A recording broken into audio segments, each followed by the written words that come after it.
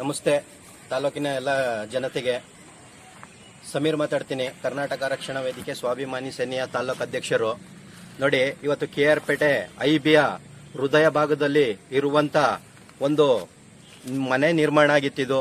ಹಳೆ ತಹಸೀಲ್ದಾರ್ಗಳು 60 ವರ್ಷದ ಇತಿಹಾಸ ಇರುವಂತ ಮನೆ ಇದು. ಇಲ್ಲಿ ಹಲವಾರು ತಹಸೀಲ್ದಾರ್ಗಳು ವಾಸ ಮಾಡುವಾಗಿದ್ದಾರೆ.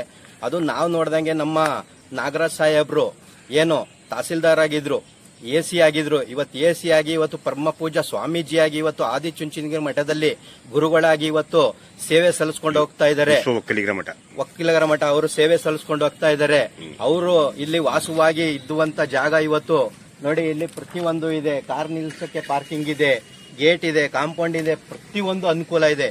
ಇವತ್ತು ನೋಡಿ, ಇವತ್ತು ಆಡಳಿತ KR ಪೇಟೆ ಪುರಸಭೆ ಆಡಳಿತ ಯಾವ ತರ ಆಗಿದೆ ಅಂತಂದ್ರೆ, ಇದು ಕ್ಲೀನ್ ಮಾಡ್ಸಕ್ ಇವತ್ತು ಇವ್ರಿಗೆ ಆಗ್ತಾ ಇಲ್ಲ ಅಂತಂದ್ರೆ, ಕೋಟ್ಯಾಂತರ ರೂಪಾಯಿ ನಿರ್ಮಾಣ ಮಾಡಿಕೊಟ್ಟಿರುವಂತ ಇದು ಗವರ್ಮೆಂಟ್ ಒಂದು ಪುರಸಭೆ ತಾಲೂಕ್ ಪಂಚಾಯತಿ ಒಂದು ಆಡಳಿತ ಏನ್ ಈ ತರ ಆಗಿದೆ. ಅದಕ್ಕೆ ನಾವು ಏನ್ ಹೇಳ್ತಾ ಇದ್ದೀನಿ ಅಂದ್ರೆ, ಇದು ಕೂಡ್ಲೆ ಒಂದು ಇಲಾಖೆಗೆ ಯಾವ್ದಾರ ಸಂಬಂಧಪಟ್ಟ ಇಲಾಖೆಗೆ ನೀವು ಸ್ವಚ್ಛತೆ ಮಾಡಿ ಇದು ಕೊಡಿ.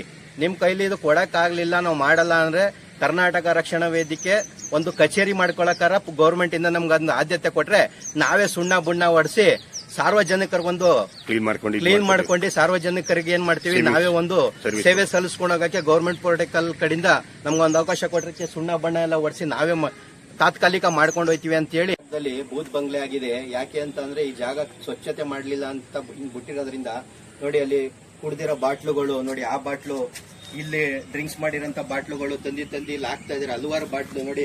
ಆಮೇಲೆ ಇಲ್ಲಿ ಕಸ ತಂದು ಯಾವ್ದೋ ಆಫೀಸ್ ಕಚೇರಿ ಕಸ ತಂದು ಇಲ್ಲಿ ಹಾಕ್ತಾ ಇದಾರೆ. ದಯವಿಟ್ಟು ಇದು ಹಿಂಗ ಆಗ್ಬಾರ್ದು. ಯಾಕೆಂದ್ರೆ ಇದು ಸಾರ್ವಜನಿಕರಿಗೆ ಮಾದರಿಯಾಗಿ ಒಳ್ಳೇದೊಂದು ನಿರ್ಮಾಣ ಆಗಿರುವಂತ ಇವರು ಬಡವ್ರ ಬಗ್ಗರಿಗೆ ಯಾವ್ದೊಂದು ಸಹಾಯ ಆಗ್ಬೇಕು, ಈ ತರ ಆಗ್ಬಾರ್ದು ಅಂತೇಳಿ ದಯವಿಟ್ಟು ನಾವು ಕೇಳ್ಕೊಳ್ತಾ ಇದೀವಿ. ಇಲ್ಲಿ ನೋಡಿ, ಪ್ಲಸ್ ನೋಡಿ, ಕುಡ್ದಿದ್ದು ಎಣ್ಣೆ ಬಾಟ್ಲುಗಳೆಲ್ಲ ಇಲ್ಲಿ ನೋಡಿ, ಈ ತರ ತಂದು ಒಂದು ಇಲಾಖೆ ಎಲ್ಲ ಮಾಡಕ್ ಕೂಡ್ದು. ಯಾಕೆಂದ್ರೆ ಕೋಟ್ಯಾಂತರ ರೂಪಾಯಿ ಹಾಕಿ ಸರ್ಕಾರದಿಂದ ಬಿಡುಗಡೆ ಮಾಡಿರ್ತಾರೆ. ಇದು ದಯವಿಟ್ಟು ಉಳಿಸಬೇಕು. ಹಾಗಾಗಿ ತಹಸೀಲ್ದಾರರು ಮತ್ತೆ ಚೀಫ್ ಆಫೀಸರ್ ಸಂಬಂಧಪಟ್ಟಂಗೆ ನಾವ್ ಎಲ್ಲರಿಗೂ ಹೇಳ್ತೇವೆ, ಕೂಡ್ಲೆ ಇದ ನೀವು ನೋಡ್ತಾ ಇರೋ ಮಾಧ್ಯಮದ ಮುಖಾಂತರ ಕೂಡ್ಲೆ ಎಚ್ಚರಿಕೆ ತಗೊಂಡು ಇದು ಸ್ವಚ್ಛತೆ ಮಾಡಿ ಇದಕ್ಕೆ ಸುಣ್ಣ ಬಣ್ಣ ಹೊಡಿಸಿ ಯಾವ್ದಾರ ಒಂದು ಇಲಾಖೆ ಕೊಡಬೇಕು ಅಂತ ನಿಮ್ಮಲ್ಲಿ ದಯವಿಟ್ಟು ಮನವಿ ಮಾಡ್ಕೊಳ್ತಾ ಇದೀವಿ. ಆಗ್ಲಿಲ್ವಾ ಮುಂದಿನ ದಿನದಲ್ಲಿ ರಕ್ಷಣಾ ವೇದಿಕೆ ಕಚೇರಿಯ ಮಾಡಿ ನಾವೇ ಉದ್ಘಾಟನೆ ಮಾಡಿ ಇದ ಕೇಳ್ಕೊಂಡು ಸಾರ್ವಜನಿಕರು ಮಾದರಿ ಆಗ್ತೀವಿ ಅಂತ ಹೇಳ್ತಿ.